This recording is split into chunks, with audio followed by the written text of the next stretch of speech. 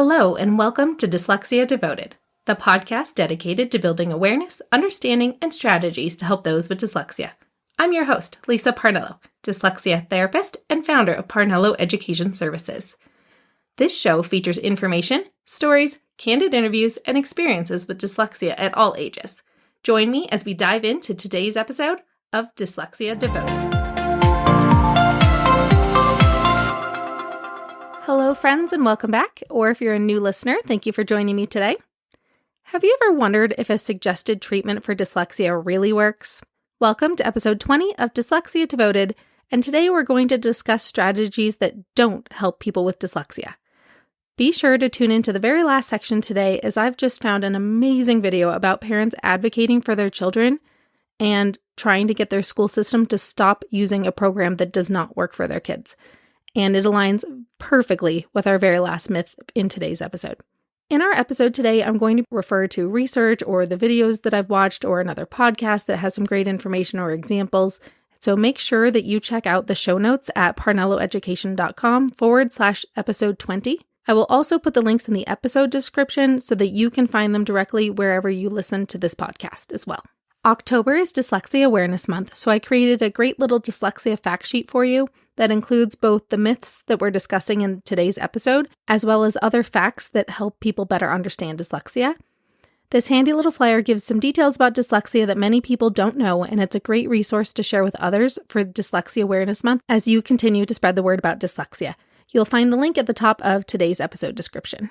Now, before we get into this week's episode and all the details, one of the fantastic parents that I work with shared with me This American Life podcast episode 773, The Longest Distance Between 2 Points.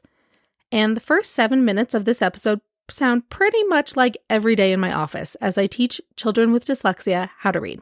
Those first few months can be pretty bumpy as a child is learning how to read, and many don't realize just how much work goes into it and all the things a child has to think about as they're learning how to read and how to sound out the words and follow the rules that are involved with learning how to read. Be sure to go check out that episode, or at least those first 7 minutes of it, so that you can listen to what it's like for a kid to experience learning how to read. Now, in that podcast, the child is describing how they learn to read and all the things that they think about. The strategies that he's using are very successful to help kids with dyslexia learn how to read.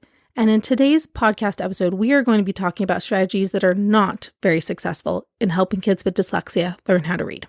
The first myth that we're going to be talking about today is that vision therapy will help kids with dyslexia learn how to read. Dyslexia is not a vision problem. Long ago, when they first started discovering dyslexia, they called it word blindness. Now, after many years of research, they've since proven it has nothing to do with vision. People with dyslexia have trouble processing language, and they need explicit instructions for how the language patterns work. Many of the signs for dyslexia are things that are identified without ever even looking at a book. Many students are unable to hear the individual sounds within words or be able to segment them and pull them apart. They also have trouble identifying rhymes, and they have trouble with word finding, which is being able to find the word that you mean to say. So sometimes they insert a lot of ums and uhs in a conversation because it takes them a while to figure out what word they mean to say. All of these factors are parts of dyslexia that have nothing to do with vision, which is why vision therapy is not a successful solution to kids with dyslexia. Now, don't misunderstand me. Vision should always be a factor before diagnosing a learning difference. Sometimes it really is a need for glasses that is causing a student to have a hard time learning how to read. But it's important to understand that vision is meant to rule out dyslexia, not be a treatment for dyslexia by changing their vision. So they are two separate problems, which every once in a while can go hand in hand. Sometimes a student has dyslexia, but also has a genuine vision issue that needs treatment. So for example, I've had some kids who have benefited from vision therapy, and they were ones who did not have dyslexia, or their dyslexia was in addition to another physical or developmental condition that affected their eyesight. So for example, there was one student I worked with that had a developmental disorder that affected him globally, meaning many aspects of his development, and it had a lifelong effect on that child's vision. So that child did need ongoing vision therapy because of a condition unrelated to his dyslexia. I also have seen students with dyslexia also have a lazy eye and therefore needed vision help to help correct their lazy eye because their eye would wander, and that made it harder for them to focus on the words with both eyes at the same time. And I've also had a couple other students who had a vision problem that was the cause of their reading difficulties, and it was not any of the extra factors we normally see in students with dyslexia when they genuinely just had a vision problem. And so we were able to remove them from a lot of their remediation strategies because it turned out the student actually had a vision problem, not dyslexia. On to the next myth. Myth number 2, special fonts help people with dyslexia to read. There are a couple fonts out there that claim to help people with dyslexia read better. It is absolutely critical to understand that fonts don't teach a person how to read. A recent study of these special fonts disproved their effectiveness. It showed people reading with this font did not have any increased accuracy in reading. Be sure to check out the article from Edutopia that is listed in the show notes on my website, as well as in the show description where you're listening to this episode, to read more about the research. This is not to say that fonts don't affect reading, because they absolutely do. Some fonts are much more readable than others. Some fonts present certain letters like an A, a G, and a Q in incredibly different styles that maybe a reader may not recognize if it's not the same pattern that they are used to seeing with however they learn to read. More ornate and decorative fonts are less readable than simple ones. And this applies to non-dyslexics too.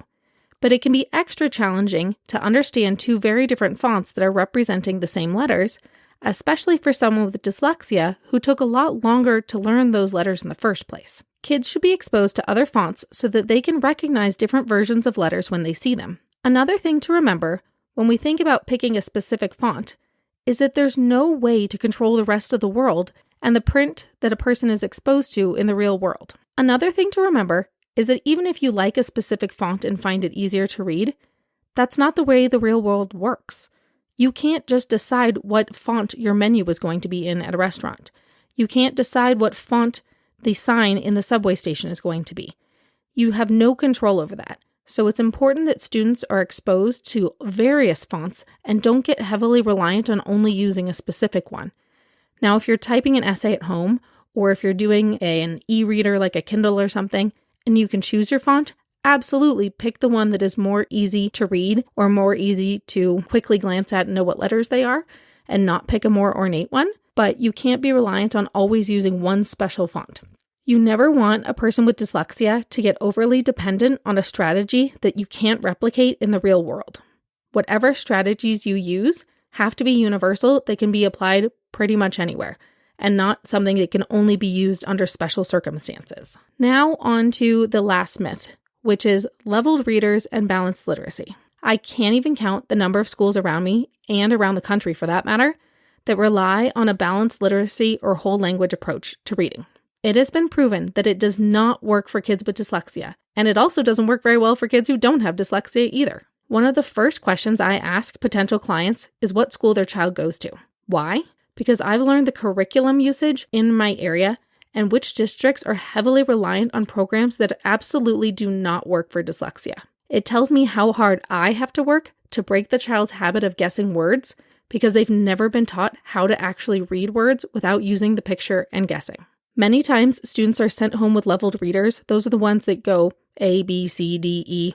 And this is how parents are communicated with how their child is progressing. Is they're in a level A book, they're in a level B book, they're in a level D book. Have you looked at the spelling patterns in those books? The way those books are written, it is based on whether they're predictable and how simple the sentences are. It has nothing to do with how hard or how easy the words are to read. Sometimes a level D book might actually be harder to read than the level E book because of the kinds of patterns that are in the words. It is not actually based on the patterns that kids are taught how to read, because a lot of times the kids aren't taught the patterns in words. And that's what makes it so challenging for them to learn how to read. This week, I watched a video that brought me to tears because it hit so close to home as I heard the kids sharing their experiences with a curriculum that didn't work. Be sure to check out the film, Our Dyslexic Children. It is such a powerful video about how parents banded together and fought for change at their local school districts. The parents were able to work together to get the balanced literacy taken out of their school district, and they were able to make change for the good for the long term for other kids. Now, some of the parents that were doing this battle, their kids weren't even going to be in the district anymore. By the time the case was all settled, their kids were older, but they knew that they were making a difference for other children and other families that were coming up behind them in the same schools. And so they made a video documenting their process of what they did to try to change the schools in their area.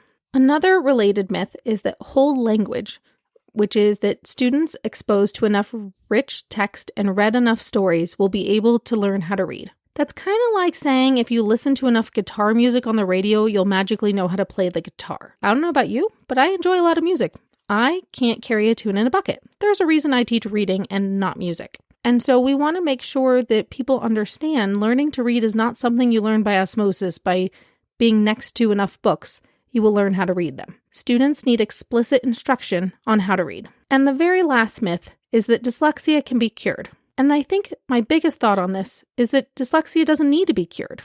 We need to change the way we teach all kids how to read. Kids with dyslexia have amazing minds, creative thinking, can think outside of the box, and have all sorts of amazing talents, such as music or art or sports, and I don't think we want to change kids like that. We want to let them grow up to be diverse adults that have different gifts than the rest of us have, so that we can continue to flourish as a society as each person contributes what they are talented at.